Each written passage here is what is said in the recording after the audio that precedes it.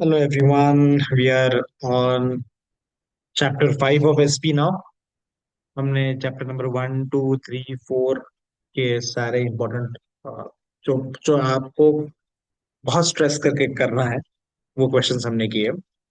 Now we are on chapter number 5। का नाम है डिपॉजिट्स। वैसे इस चैप्टर से कोई भी बड़ा क्वेश्चन एक्सपेक्टेड नहीं है। आपको ज्यादातर ये चैप्टर ऑब्जेक्टिव बेस्ड या 2 मार्क क्वेश्चन और आंसर द फॉलोइंग या जस्टिफाई वगैरह में आ सकता है। इसके ऊपर कोई बड़ा 8 मार्क का क्वेश्चन आने के चांसेस नहीं है या कोई डिस्टिंग्विश वगैरह इस चैप्टर से नहीं है। तो इसमें सबको क्या क्या पता होना चाहिए वो हम डिस्कस करें। सबसे पहली चीज जो आपको 2 मार्क के लिए क्वेश्चन आ सकता है, that is what do you mean by a eligible public company. इसका डेफिनेशन आपको पता होना चाहिए कि एलिजिबल पब्लिक कंपनी मतलब क्या। तो पहली बात, आप डिपॉजिट्स ले सकते हो जब आप एलिजिबल पब्लिक कंपनी हो, तो उसके कुछ टर्म्स एंड कंडीशंस है। तो वो टर्म्स एंड कंडीशंस तो बाद में, बट एक एलिजिबल पब्लिक कंपनी होती क्या है, ठीक है। तो वो ऐसी पब्लिक कंपनीज है या ऐसी लिस्टेड कंपनीज है। ये कंपनीज अपने मेंबर्स मतलब शेयर होल्डर्स और पब्लिक दोनों से पैसा उठा सकती है in the name of deposits. तो एलिजिबल पब्लिक कंपनी कौन सी है जिसका net worth is not less than 100 crore, मतलब जिसका नेटवर्थ 100 करोड़ या उससे ज्यादा है। नेटवर्थ का सिंपल मतलब अगर आपको एकदम क्रक्स में बताओ तो एसेट्स माइनस लायबिलिटीज। लायबिलिटीज कौन से, तो external liabilities, third party liabilities. या इसको आप ऐसे समझ लो कि share capital plus reserves and surplus. इसको भी आप नेटवर्थ बोल सकते हो, ये भी आपका नेटवर्थ। ठीक है। तो ऐसी पब्लिक कंपनी जिसकी नेटवर्थ 100 करोड़ से ज्यादा है, और उन वर्ड इज और एक तो ये, या फिर ऐसी कंपनीज जिनका टर्नओवर 500 करोड़ से ज्यादा है, नॉट लेस देन 500 करोड़। तो क्राइटेरिया सिंपल है, याद रखना, एलिजिबल पब्लिक कंपनी। वो आपको पूछेंगे 2 मार्क के लिए कि एलिजिबल पब्लिक कंपनी क्या होता है। तो ऐसी पब्लिक कंपनी जो अपने मेंबर्स और पब्लिक से पैसा in the name of deposit ले सकती है, और उनको इनमें से कोई भी एक क्राइटेरिया पूरा करना है। एक तो उनका नेटवर्थ 100 करोड़ से ज्यादा होना चाहिए, ठीक है। या उनका टर्नओवर, टर्नओवर का मतलब है बेसिकली सेल्स, उनका सेल्स 500 करोड़ से ज्यादा होना चाहिए। तो अगर ये क्राइटेरिया पूरा करते हो, क्या 500 करोड़ चलेंगे, चलेगा। क्या 100 करोड़ चलेगा, चलेगा। 100 और उससे ज्यादा, ठीक है। 500 से कम नहीं चाहिए, मतलब 500 भी चलेगा, 500 से ज्यादा चाहिए। 100 करोड़ से कम नहीं चाहिए, मतलब 100 करोड़ भी चलेगा, 100 करोड़ से ज्यादा तो चलेगा ही चलेगा, 100 से कम नहीं होना चाहिए। ठीक है, दैट इज फर्स्ट डेफिनेशन जिस एलिजिबल पब्लिक का। ये पहले को पता होना चाहिए। दूसरा जो क्वेश्चन, ये जो दूसरा पार्ट जो को पता होना चाहिए फ्रॉम ऑब्जेक्टिव पर्सपेक्टिव, वो है कि डिपॉजिट का टेन्योर या पीरियड क्या होता है, ठीक है। सो आपका टेन्योर दे के रखा हुआ है minimum 6 months and maximum 36 month. मतलब आप जो भी डिपॉजिट लोगे वो कम से कम 6 महीनों के लिए लोगे।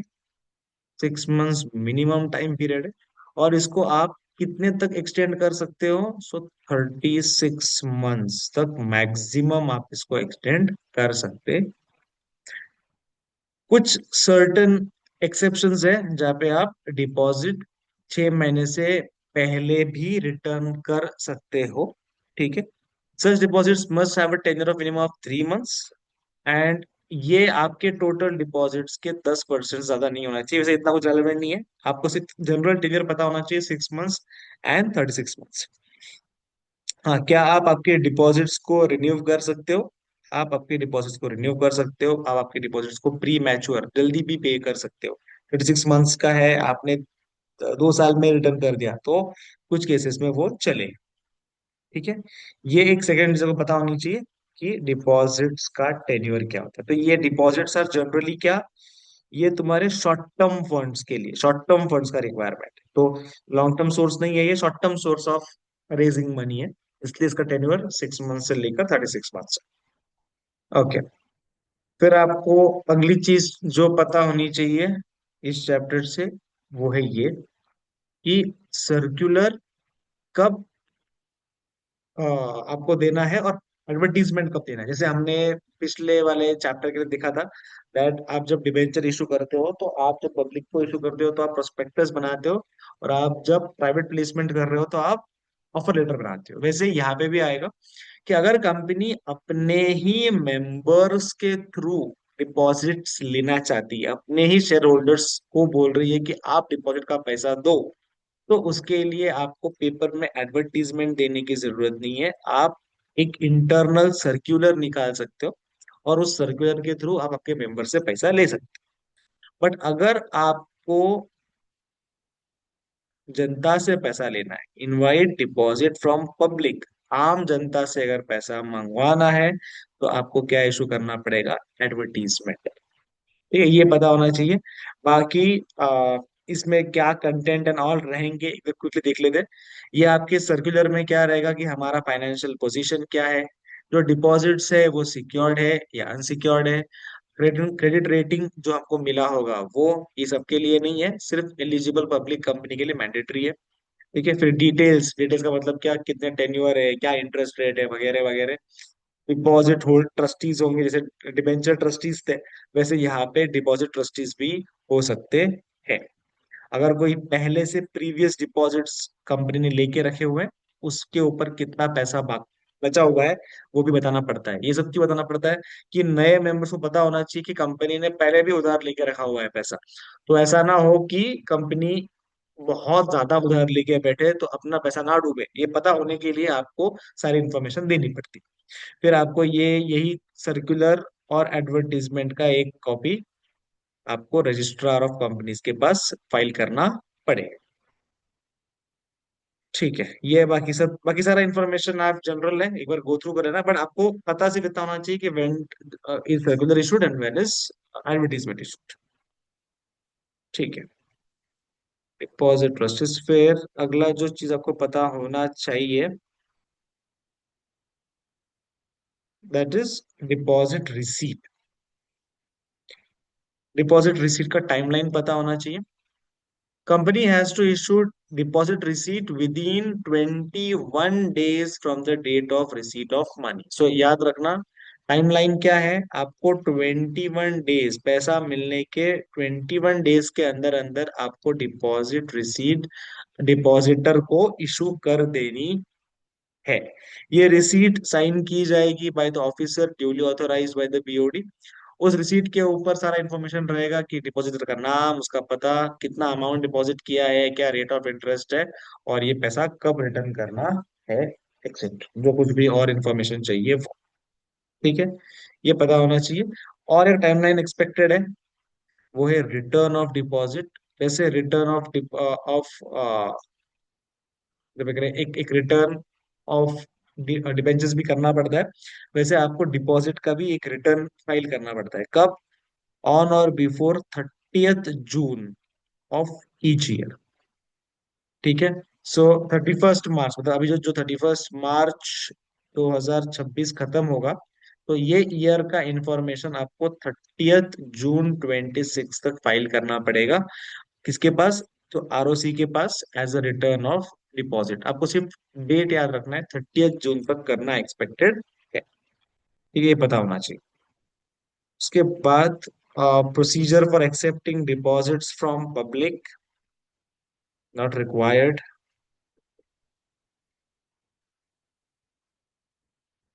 नहीं, बाकी सारी इंफॉर्मेशन आप एक बार जस्ट गो थ्रू कर लीजिए, बट एग्जाम पर्सपेक्टिव इसके ऊपर कोई बड़ा क्वेश्चन एक्सपेक्टेड नहीं है। ये ज्यादातर आपको शॉर्ट ऑब्जेक्टिव टाइप क्वेश्चंस के लिए इस चैप्टर का फोकस रहेगा। टाइमलाइंस ऑफ कोर्स इंपॉर्टेंट है, टाइमलाइंस पे आप फोकस रखना, इसके ऊपर आपको छोटे छोटे क्वेश्चंस आ सकते हैं। ठीक है, तो इतना ही करना एकदम एग्जाम के एक दिन पहले जब आप पढ़ोगे, तब आपको पूरा पूरा चैप्टर नहीं करते रहना है, आपको सिर्फ ये क्रक्स क्रक्स पे फोकस करना है।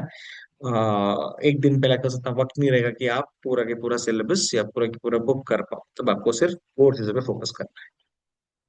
अब आने वाले जो सिक्स्थ सेवेंथ एट्थ चैप्टर है, ये मोर ओवर लेटर्स के ऊपर है। आपको एग्जाम में तीन लेटर्स आते हैं। एक लेटर आता है चैप्टर 6 से, एक लेटर आता है चैप्टर 7 से, एक लेटर आता है चैप्टर 8 से, और आपको एनी टू करना है। तो आप कोई भी दो चैप्टर के सारे लेटर्स को पिट पैट कर लीजिए, ताकि कोई रिस्क ना रहे। So instead of doing letters from all three chapters, आप कोई भी दो चैप्टर के सारे लेटर्स को लिख लिख के प्रैक्टिस करिए। ये आपके लिए स्कोरिंग है। आपको लेटर्स में क्या ध्यान देना है? आपको लेटर्स में ध्यान देना है कि आपका ये जो बेसिक कंटेंट है, ये सब तो सेम ही रहेगा। आपको सिर्फ बीच में का ये जो पार्ट है, इसके ऊपर आपको फोकस करना है। ये एक दो बार आप अगर लिख लोगे तो भी आपका हो जाएगा। तो प्रैक्टिस आप लिख लिख के करिए, पढ़ के नहीं होने वाला।